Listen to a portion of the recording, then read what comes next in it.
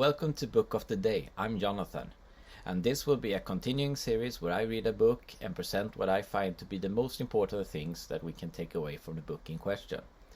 And this time I have read Start With Why, written by Simon Sinek and published in 2009. Simon Sinek is a British-born American author and motivational speaker, and he has had a TED Talk where he talks about many of the things which I will mention here. I hadn't heard of Simon Sinek before, but I found that he had many interesting things to teach us in the books, and these I will share for you guys.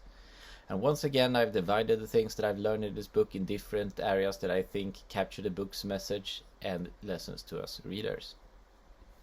So, the first thing that I will talk about is one important concept in order to understand what Sinek talks about, and it's his model of the golden circle. So this picture I made myself in order to show you guys how it could look like. It's not exactly golden, but it'll have to do.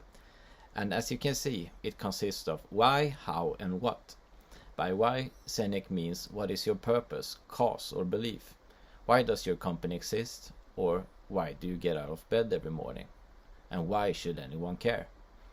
And the hows are often given to explain how something is different or better, or how you're doing what you're doing. And the whats are what we are doing or what we are, for example, selling. And the book keeps pointing out that we ought to start from the why more often than the what in our lives. And this would give us more value, meaning, and an ability to create inspiration around us. So Sinek says that the golden circle's principles are deeply grounded in the evolution of human behavior. And the neocortex in our brain, which is responsible for rational and analytical thought and language, corresponds with the what in his model. And then we have our limbic brain, and that is responsible for all our feelings such as trust and loyalty, and the limbic brain corresponds to the how and the why. So when we communicate from the outside in, that is to say when we communicate what we do first, people can understand vast amounts of our complicated information, but it does not drive any of their behavior. But when we communicate from the inside out, we're talking directly to the part of the brain that controls our decision making. And the language part of the brain allows us to rationalize those decisions coming from the feeling part of the brain. The little discipline any leader or organization can inspire others, both inside and outside their own organization. We can all learn to lead. But leadership requires two things: a vision of the world that does not yet exist, and the ability to communicate it. Leaders don't have all the great ideas, but they provide support for those who want to contribute. So leaders achieve very little by themselves, but they inspire people to come together for the good of the group. And the role of the leader is to create an environment in which great ideas can happen. And Sinek thinks that leaders should never start with what needs to be done. Leaders should start with why we need to do things, because leaders should inspire action. And many great leaders have great charisma, but most often that charisma is hard to define or too elusive to copy, because he thinks that charisma has nothing to do with energy. It comes from a clarity of why. It comes from an absolute conviction in an ideal bigger than oneself. Energy, in contrast, comes from a good night's sleep or lots of caffeine. And energy can be injected into a group in order to motivate people to do things. Carrots and even a few sticks can get people to work harder for sure, but the gains are, like all manipulations, short term. Trust really is a remarkable thing. It allows us to rely on others for advice to help us make decisions, because the opinions of others matters, and the opinions of those we trust matters the most. So trust and value are closely linked with each other, because value, by definition, is the transference of trust. You can't convince someone you have value, just as you can't convince someone to trust you. You have to earn the trust by communicating and demonstrating that you share the same values and beliefs.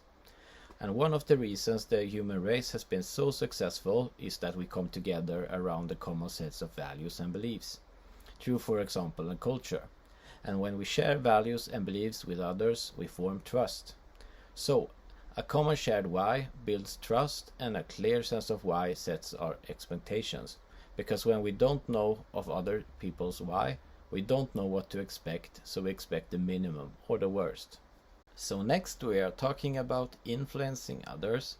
And Sinek says that there are those who decide to manipulate something or someone to achieve their desired result, and there are those who instead start from their own why. And though both courses of actions may yield similar short-term results, it is what we can't see that makes long-term success more predictable for only one. An example of this is when companies want us customers to buy something, they may decide to use aspirational messages, manipulation, or peer pressure, and these techniques tickles our limbic brain. It pushes us to decide one way or another by appealing to our irrational desires or playing on our fears. Because when our decisions feel right, we are willing to pay a premium or suffer an inconvenience for a product or a service, and this could be used both for good or bad causes. To illustrate the difference in grounding your message in the what or the why, here comes two different sales pitches taken from the book. And these are for the company Apple. Let's start from the one talking from the outside in, or in other words the sales pitch grounded in what. We make great computers. They're beautifully designed, simple to use and user-friendly. Wanna buy one? And for the next sales pitch, we instead start with the why, and this is the inside-out version, so here it comes. Everything we do, we believe in challenging the status quo. We believe in thinking differently.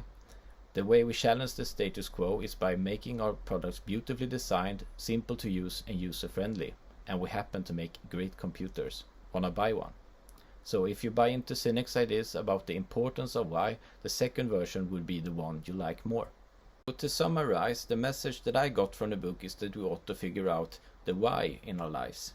And this will let us inspire and lead others, be fueled with internal energy and be more authentic to ourselves.